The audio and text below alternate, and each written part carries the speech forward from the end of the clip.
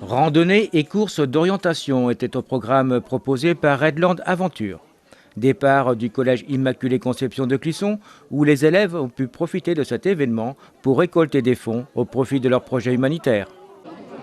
Oui, alors c'est l'association Changeons pour changer qui a été créée en 2007 au collège Immaculée Conception par 3 jeunes filles qui ont apprécié un témoignage par rapport à une autre association et elles se sont dit de elles-mêmes créer leur propre association.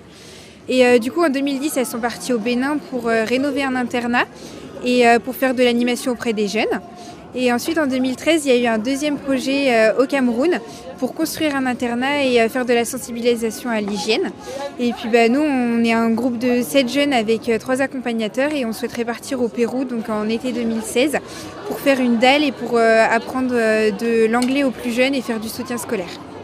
Et ce matin, donc, vous profitez de Redland pour récolter des fonds? Voilà, exactement. On a décidé de vendre 200 crêpes à peu près pour justement récupérer des fonds pour pouvoir partir cet été.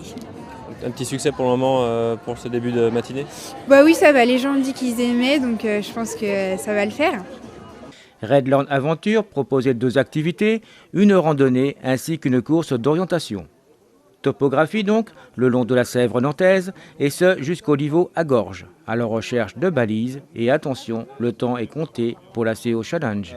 La randonnée est beaucoup plus facile, c'est un parcours de 8 km environ, alors que sur la course d'orientation, ça représente à peu près 16 km et les balises sont plus dures à trouver.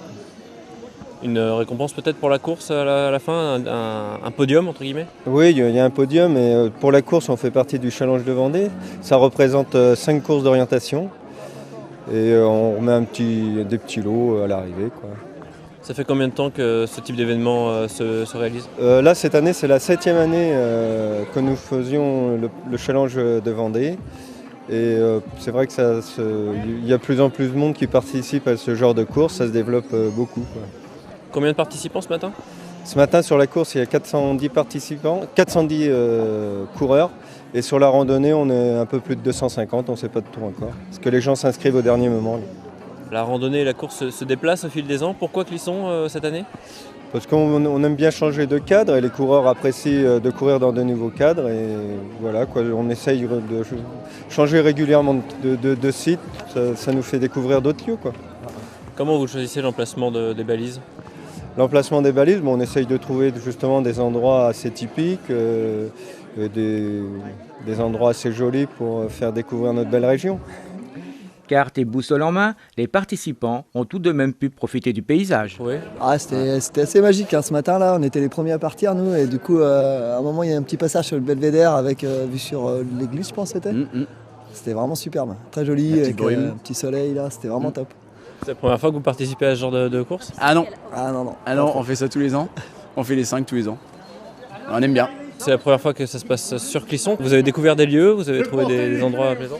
Est-ce qu'on a découvert des lieux? Des fois on va un peu trop vite pour regarder, mais on essaye de prendre le temps de regarder, de voir. C'était bien, après on connaissait pas du tout là, c'était des petits coteaux, c'était sympa. Je m'attendais même encore à un peu plus de coteaux là, c'était assez roulant, beaucoup de kilomètres là. Donc il y a 18 km nous donc.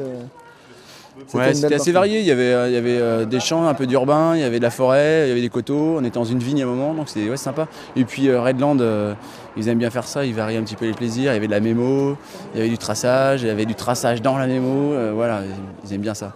Il faut varier les cartes, ils aiment bien nous faire peur.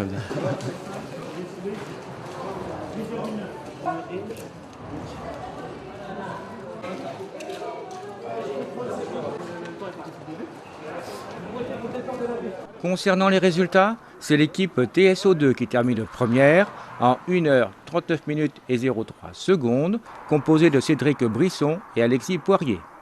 Deuxième, l'équipe Chantonnay Red Loup Danseur, composée de Johan Jadot et David Pinault, qui termine en 1h41 minutes et 48 secondes. Et troisième, l'équipe Rando Red 85 numéro 5, composée de Mathieu et Julien Chevelot, qui termine en 1h42 minutes et 48 secondes.